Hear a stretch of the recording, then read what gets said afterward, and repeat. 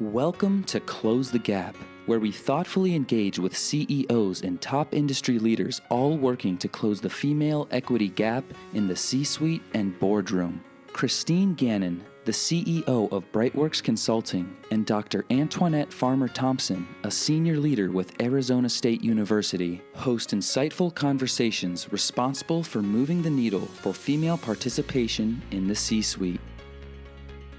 Welcome to another edition of Close the Gap. I'm Christine Gannon, and I'm here with my co-host, Dr. Tony Farmer-Thompson. We're so glad that you joined us today. We are super excited to have a guest with us who's just a powerhouse. Can't wait for you to hear about her story. We have Naomi Cramer with us, who is the Chief Human Resources Officer with Banner Health. And in her role, she leads all aspects of HR, and I probably would take a really long time to list all of them because it's immense. So I'm just going to give you some spotlight and a highlight of some of the things that she has within her purview of responsibility, which includes staffing, leadership development for employees and training, employee engagement, assessment, compensation, the patient experience, employee relations, internal communication, and anything related to HR for 52,000 team members. Prior to joining Banner, Cramer had a really progressive career in operations and HR at Target Corporation, which she's going to talk a little bit about. And her last role was SVP in the field of HR, where she, again, led all areas of human resources for 350,000 employees in 1,700 stores and 37 distribution centers. Naomi, welcome. We're so glad that you're here. Would love to just start with a little bit of your journey at Target and that progression. Thank you so much for having me today and giving me the opportunity to share my story. Target Corporation was an amazing place for me. As you said, I was there for over 20 years, but I actually started part-time on just one of the store positions when I was in college. And Target quickly gave me some opportunities to move up within the organization, even before I completed my bachelor's degree. And at a point in my career, I decided to go back to school. I had two young kids, went back to school in person full-time, working full-time, and finished my degree then, and then continued to progress throughout my career at Target. And I absolutely loved the organization. I learned so much there. But I knew I wanted to do something a little bit different for the second half of my career. And to be honest with you, I didn't love the weather in Minneapolis. I grew up in the Midwest and it was cold. So I had the opportunity to join Banner Health, which is, of course, based in Phoenix, Arizona, as the Vice President of Talent Acquisition. And it was great because the organization took a chance on me. I had zero healthcare experience. And they brought me in as the Vice President of Talent Acquisition to really turn around that part of the organization that wasn't running very well. And it was great. I learned so much, but I joked with my family that I was Googling terms every night because healthcare is complex and I didn't know a lot. So just after 18 months of being in talent acquisition, I was offered the position as a Chief Human Resource Officer for the organization. And it was such a great honor to have that opportunity. And so I've been in that role for almost 4 years, and it's been a ride. I never would have imagined we'd experience COVID during my time. And that's been a really stressful time, but it's been a great way for us to support our team members who are on the front lines. So I feel really, really blessed with the career of two great companies. Wonderful, Naomi. I caught something that I want to ask you a little bit more about because it's the life of women right now. And that is, you said you have two children and you went back to school full-time, working full-time. And I think about what women are facing today with the pandemic. And as you experience that, what advice would you give to women as they are encountering this circumstance? That's a really great question. As I look back, I have so many things that I'd like to share to younger women in their early career. But one of the things that I would really want to talk to them about is it's okay not to be perfect. And we put so much pressure on ourselves to do everything right, whether it's at home, where with your partner, your significant other, if you have children, and then at work, you want to be your very best. And mid-level in my career at Target, I was moving up the ladder, and my husband and I learned we were pregnant with our first daughter. And I was so extremely excited about that. But at the same time, I was nervous because I had been working so many hours, and I was like, how am I going to juggle all of this? And then my daughter was born with special needs, which was not expected. We were surprised. We didn't know before her birth that was going to be the case. And honestly, I didn't know what to do. I thought, how am I going to do this job? I still wanted to have a great career, but I needed to be home too and really focus on her. And I made a really big mistake at that time. I didn't share with my team, my peers, or my boss what was going on at home. I kind of buried my head in the sand and I just tried to plug away. And for 18 months, I struggled. And I was doing pretty well at work, to be honest with you, but I wasn't doing very well at home. And I went to a leadership training class where they talked about the power of vulnerability and transparency. And I sat there and thought about what I hadn't done, as been very transparent with my team and my boss. And I had great relationships with them. So I didn't really know why. I went back to work that next week and I shared with all of them, that my team, my boss, and my great peer group, that I was struggling and what was going on at home. And they helped me find the right daycare, the right doctors, the right support system, all things that I wish I would have had 18 months earlier. And so the lesson there is you don't have to be perfect, and sharing who you are as a human is really important, because people love to work for and with someone who is a human being and not always perfect. And so I share that message with all of our new leaders that come into the organization, just to understand the power of vulnerability and how that really does show courage, after all, versus a weakness, which sometimes some of us think it may be.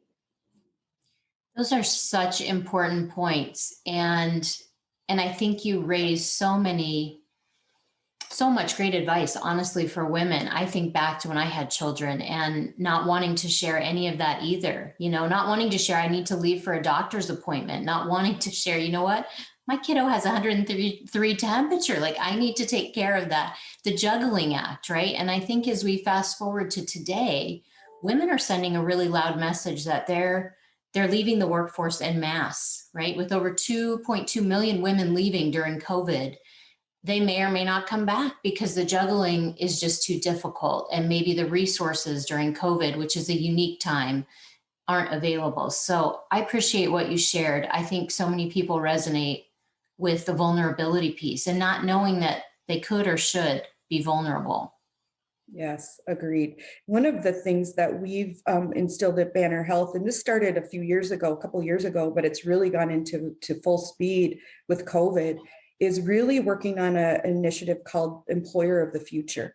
Mm-hmm. And what that is based on is flexibility, transparency, and technology. And we need more flexibility. To your point, women have other responsibilities that others may not have. And if you are only asked to work an 8 to 5 or certain hours and certain days, you may not be able to fulfill your other obligations. So we're really working on offering different scheduling options, 0.8 for people who want to work just 4 days a week, different schedules. Like I said earlier, you could, with schooling now at home, people are trying to do that while they're working. So we're offering later shifts, very early shifts, a lot of different options to really support our people, because we know that when they're the best at home, they're going to be their very best at work. And we want to take some of that pressure away from them at home. I probably can't applaud you enough for those types of policies that are implemented. And I think that's really a great segue into our discussion around Banner's inclusion and equity programming and what that looks like. Yeah, thank you so much. It's so important that we offer a workplace where people feel like they really belong. And some of the things that we've had some great success with in our diversity and inclusion this last year or two is our team member resource groups. So many companies they call them employee resource groups. We call it team member because our 52,000 are team members.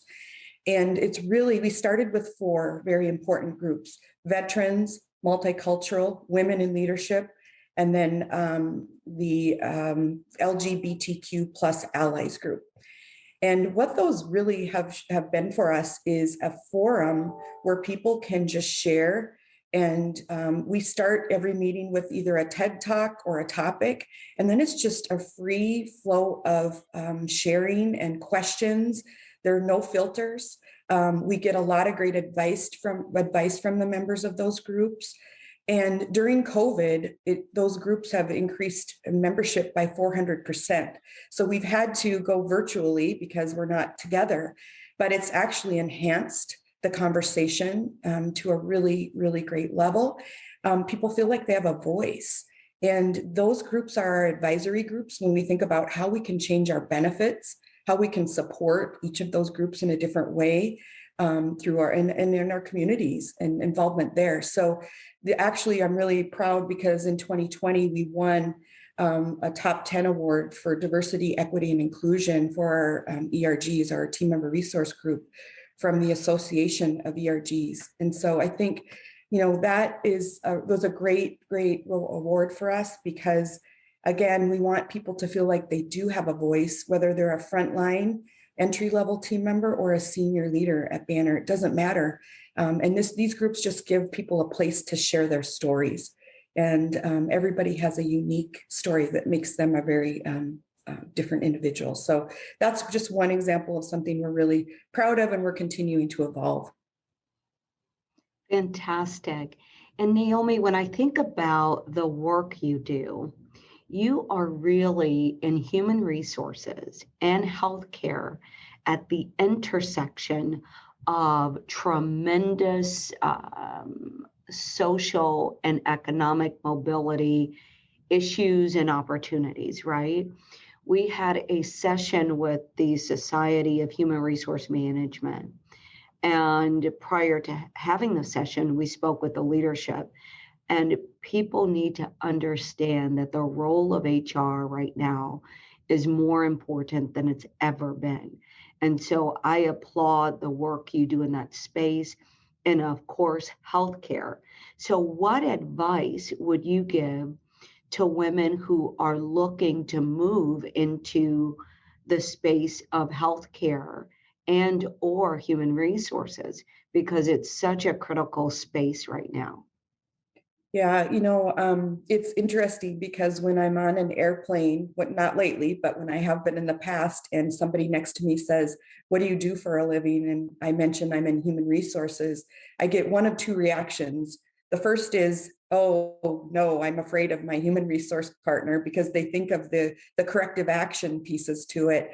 And the second response, which I love the most, is I love my human resource partner. They are such a great advisor to me. So my goal, as I've been in human resources, the second half of my career, is to be that latter example. And so the advice I give people is human resources is so much more than corrective action and firing and hiring. It's really about supporting the most precious asset of an organization, which is their team members. And so we have really worked hard during COVID to offer things like housing for our heroes, but that they're afraid to go home.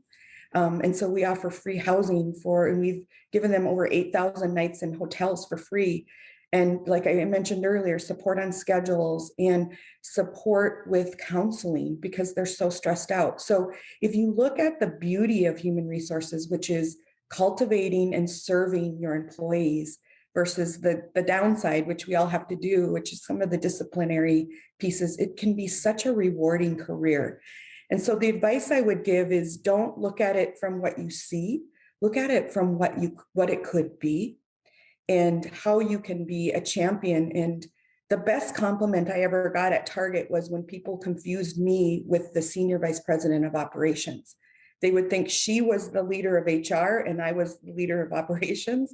And in both cases, I loved that because it showed that I had influenced her to be team centric and team focused, and that I was a business partner that knew the operations piece. So I just say, go for it. Don't hold back.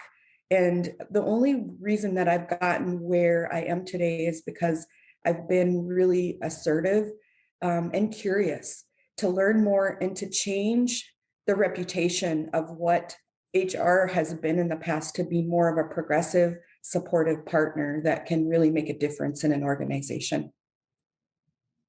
Fantastic. Thank you. Naomi, Tony and I started in HR. I won't say how many years ago, but she and I, that's where we met at the beginning of our careers and had such a great chapter, right? Chapter in HR. And so we can relate to a lot of what you're saying, although again, as we talked about, so much has changed over the years, but HR is a very, very incredible place to be for sure. Yeah, it's very, very rewarding. And I have to be honest, they when I was at Target and in operations, they had to talk me into moving into HR at that time because I didn't necessarily see what it could be. Right. I saw what it was. And when I went into the role, I quickly learned, wow, this can be much more. And I had underestimated how much it really did impact the organization. And I've never really looked back. I've really enjoyed the role and continue to learn and grow and hope that I can, my team and I can make a difference. So it's been a really great, great ride for me. So, in closing, Naomi, tell us a couple things for leaders that are listening today and they're in the middle of this pandemic and really want to do some things differently, better, stronger for their team to be more inclusive and more equitable. What would you recommend they start with? Just one or two things. Yeah, I think the first thing is whatever organization you're in, you have to ensure that your senior leadership team is invested in diversity and inclusion and are supporting not only on paper but in person. And sometimes that's hard to do because you might have someone who doesn't understand the importance and the beauty of having a diverse workplace. And so you might have to do a business case to show the benefits to the business and then bring them along. And once they get involved, they will see so much more there. So I would say that's the first place. The second is, diversity and inclusion needs to be part of your DNA. And so many times I've seen organizations make it a program. And you can't look at it that way. You've got to look at it as how do we truly represent our communities, give the communities an amazing place to work and receive care or whatever your service may be. And through that, you have to get the voices of those that are from different backgrounds and different experiences. So we formed a council right when we started our diversity and inclusion efforts, and it was a spattering of all different areas of the organization, again, entry level all the way up, but from people with different walks of life. And we listened intently, and we didn't do everything the group wanted. And if we didn't, we went back and talked about why. But it just really made people understand that their voice mattered. And so that sounds a little cliche, but it really did take us to a different place at Banner. And in 2020, I mentioned the award that I was really proud of. We also were one of Arizona's most admired companies. And our special award was for corporate social responsibility. And we won 10 awards for diversity and inclusion in 2020. And looking back, I never would have dreamed because we were really early in this journey just 5 years ago. But we've gotten those awards and accolades because of those amazing voices that have steered us in the right direction and helped us be an employer of choice. And so I would just say, don't underestimate the power of your team, and what they're telling you will make a difference. And then ensure that that's backed up by the senior leadership team and their involvement and support and endorsement of whatever you're doing. Wonderful. Christine, if I may, I have to ask a question we normally close with. You mentioned being assertive and curious. So I think back immediately to you as a little girl. Who was your greatest influence, or who were your greatest influencers, should I say? Yeah, I know this is probably one of the more common answers, but for me, it's definitely my father, and for a couple of reasons. He grew up with a really in a tough household. His father was an alcoholic, and abusive. And my dad made the decision when he was young that I'm going to change this pattern. And he was the most kind and generous person ever. And he was a mailman. So we grew up with, every Christmas I would get one pair of shoes and one toy. And we joke, I have three siblings, and we joke that my mom would take one can of Van de Kamp's beans and a couple of hot dogs and chop that up. And that was our meal for 6. And I never felt hungry, and I never felt like I didn't get amazing gifts at Christmas because I had so much more from both my parents. But my father in particular was such a kind-hearted person. He was the type of person that would cry when you fell off your bike. And when my kids were born, he would cry with me with joy. He was the softer of the two. And about 5 years ago, he passed away kind of unexpectedly. And we had 500 plus cards from this little town that I grew up in. And I looked at every card, and it was interesting to me how many people wrote notes. They didn't just sign their name, they wrote notes. And the word kind was used in over 250 of those cards. So he touched so many people through his gentle nature. And so I loved that example that he set for us. And for me, kindness is underrated. And so I try to really make sure that I'm kind always. It's not easy sometimes, but I'm so very, very blessed to have had an example like him. And I hope that I'm pushing that forward to my kids today. Well, thank you so much. We're blessed to have you on. And what a phenomenal story. What an incredible woman. So thank you for all you do and for setting the example. 10 awards, Christine, in 2020 when it was just difficult to survive, right? Right. Congratulations, Naomi. Yeah, thank you so much. Thanks for having me today. It's been a great time just speaking with you and sharing our success. I couldn't do it without the amazing team members that I get to work with every day. I feel really, really fortunate. So appreciate it. Thanks so much. Thank you. Thank you for listening. You can find more information and connect with Christine or Tony at www.tffei.org or on LinkedIn at the Foundation for Female Equity and Inclusion.